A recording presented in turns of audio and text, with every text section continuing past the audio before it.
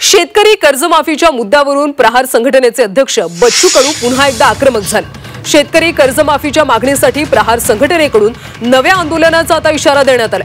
बच्चू कडू यांनी आत्मसन्मान आंदोलनाची घोषणा केली।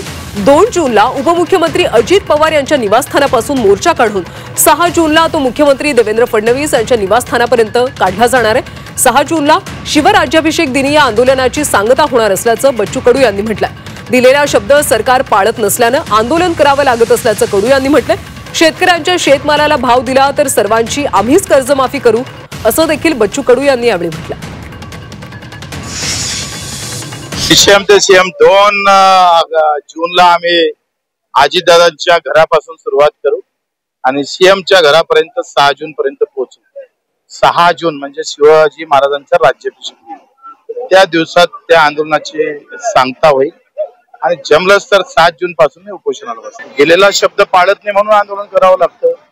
8वा वेतन आयोग बगर आंदोलनाचा होतं आणि शेतकऱ्याला मात्र मरून त्याचे भाव भेटत नाही। मी तर सांगतोय कर्जमाफी तर आमची तुम्ही त्यांची माफ करू, आम्हाला भाव जर दिला ना तर मी सांगतोय प्रभू रामचंद्राची आणि छत्रपतीची कसम यांच्या सगळ्यावरची कर्जमाफी आम्ही माफ करू।